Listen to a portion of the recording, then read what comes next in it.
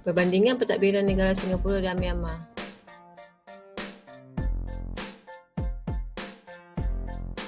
Memperkenalkan ahli kumpulan kami iaitu Amir, Farah, Yati dan Adilah.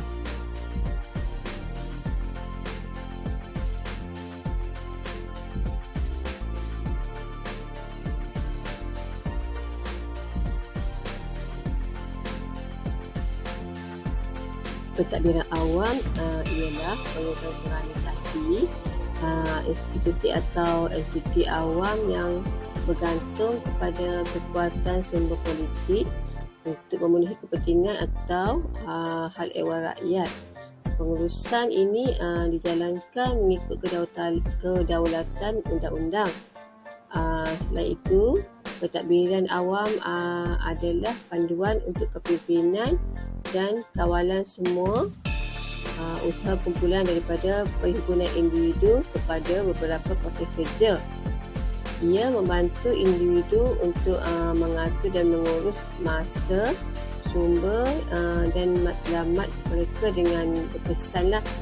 Menurut pendapat Rogers, Griff dan Morgan, perbandingan tadbiran awam ialah bagaimana dua atau lebih sistem tadbiran awam yang hendak membandingkan.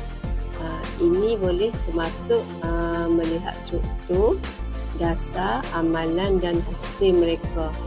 Hal ini akan menganalisis operasi sistem untuk mencari kekuatan dan kelemahan. Myanmar dikenali sebagai Burma, iaitu sebuah negara di Asia Tenggara. Pada tahun 1989, nama Myanmar diiktiraf oleh Pertubuhan Bangsa-Bangsa Bersatu, iaitu PBB. Sistem politik Myanmar pula diuruskan oleh Majlis Pembangunan dan Keselamatan Negara. Burma telah mengekalkan kuasanya sejak Jeneral Ne Win dengan melakukan rampasan kuasa pada tahun 1962, iaitu dengan menggulingkan U Nu, iaitu memimpin kerajaan awam. Semasa pemerintahan Empire British sehingga 1948, ketegangan kaum timbul di Burma. Pemerintahan tentera berakhir pada tahun 2011 dengan pentadbiran awam mengambil alih. Aung San Suu Kyi memperoleh undi terbanyak dan dipilih semula sebagai penasihat tertinggi Myanmar kerana penipuan pengundian.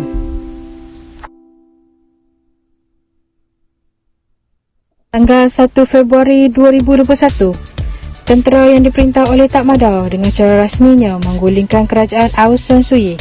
Aung San Suu Kyi dan anggota-anggotanya yang lain telah ditangkap atas kesalahan penipuan pengundian.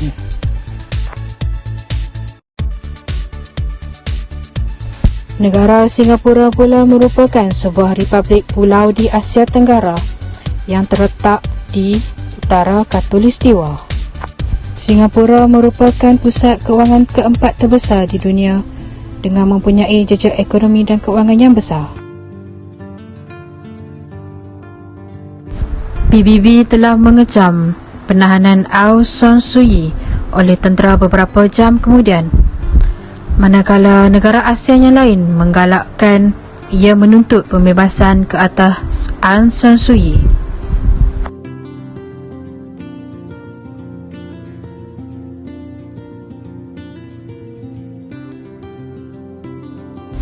Singapura dinamakan sebenar istilah Sanskrit Sripura, bermaksud tanah tulen atau bandar singa. Singapura telah mendapat julukan Bandar Singa. Kajian mendapati bahawa tidak pernah wujudnya singa di pulau tersebut. Sebaliknya, ia merupakan seekor harimau. Populasi Cina, Melayu dan India, Singapura mempunyai sejarah penghijrahan yang panjang dengan peratusan penduduknya sebanyak 42 dan terdiri daripada warga asing.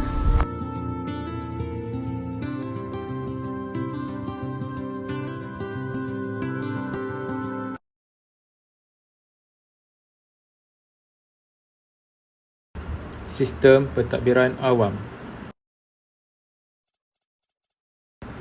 Di Myanmar, Sir Charles Bernard adalah pesuruhjaya pertama yang menasihatkan supaya pentadbiran awam dan kutipan cukai dikendalikan oleh wakil tempatan dan mengikut peraturan tempatan. Manakala bagi Sir Charles Crosswhite yang menggantikan Sir Charles Bernard memilih untuk mengikuti sistem India. Selain itu, kedatangan British ke Myanmar telah membawa impak yang hebat kepada negara tersebut. Hal ini menyebabkan dasar penjajahan British di Burma yang mengakibatkan perpecahan kerajaan, iaitu pembubaran dinasti Knauf Baung, mempunyai impak yang besar terhadap sejarah tempatan, terutamanya dari segi pentadbiran dan kepimpinan serta agama. Seterusnya, apabila British menguasai Myanmar, mereka membuat satu perubahan yang besar dalam sistem politik peribumi oleh negara Myanmar itu. Antaranya ialah kemusnahan sistem beraja yang dapat dilihat perubahan yang paling ketara. Tiada putera-raja menurut sistem purba lain turut dihapuskan seperti Mewat Togi dan Tai Togi. Badan Huldaw iaitu Majlis Tertinggi Bangsawan dan Tat Nabai yang terdiri daripada Sami Buddha.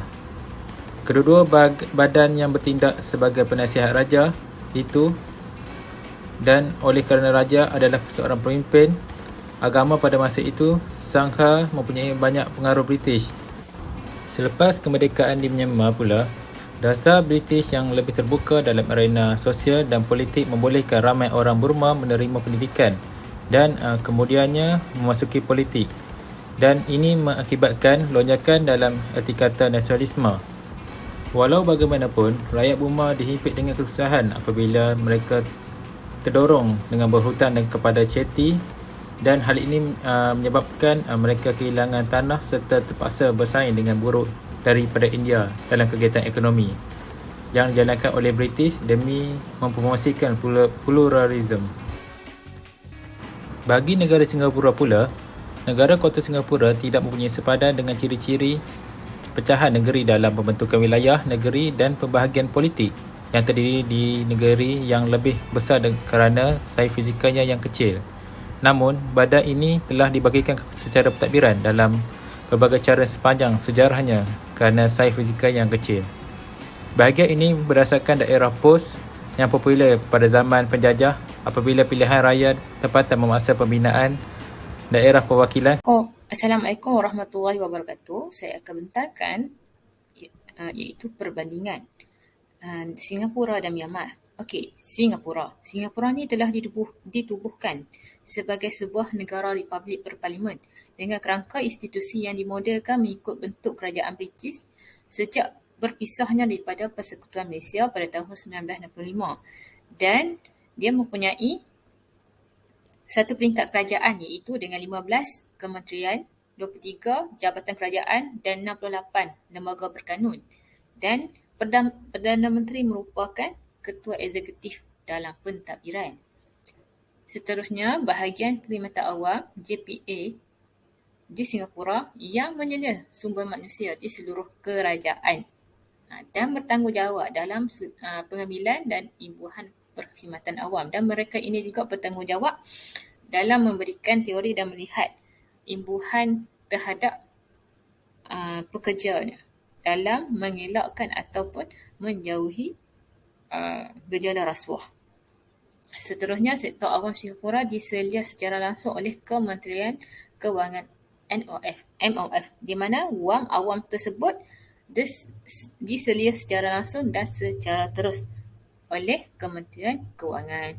Seterusnya, kerajaan Singapura menetapkan Matlamat Dasar Sosial dan Ekonominya pada tahun 1995, di mana mereka telah menetapkan matlamat mereka tersendiri dalam menubuhkan Singapura sebagai sebuah negara yang lebih maju yang setanding dengan negara-negara yang lain, di mana ketika itu negara Singapura merupakan negara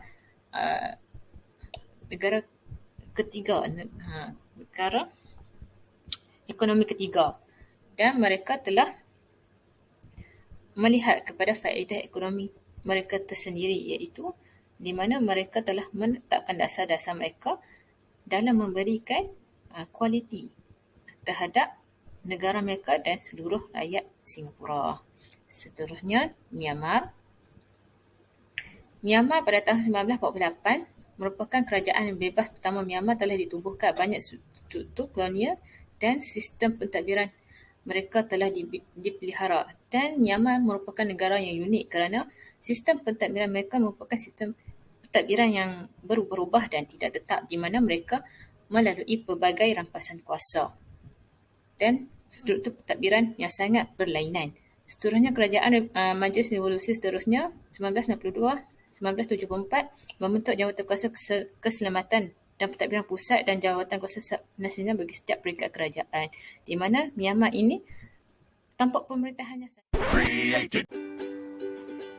Okey, untuk kesimpulan pula, secara keseluruhannya lah, perubahan dan perbezaan yang wujud dalam sistem pentadbiran awam Myanmar dan Singapura iaitu yang dipertimbangkan dan mempengaruhi perubahan antara kedua-dua negara, menjadikan sistem pentadbiran kedua-dua negara lebih maju dan berjaya.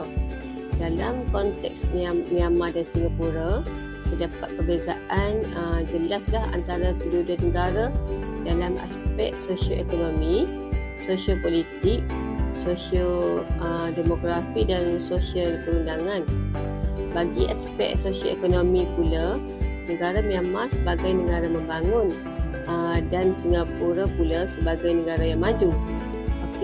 Aspek sosial demografi pula, di mana majoriti penganut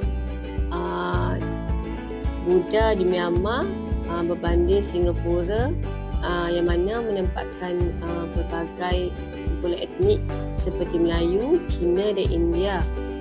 Dan majoriti penduduk negara itu adalah Cina lah. Bagi aspek sosio perundangan pula, merangkumi agama Buddha sebagai agama negara Myanmar dan yang termaktub dalam undang-undang. Tidak seperti Singapura lah yang tidak mempunyai agama di negara Singapura.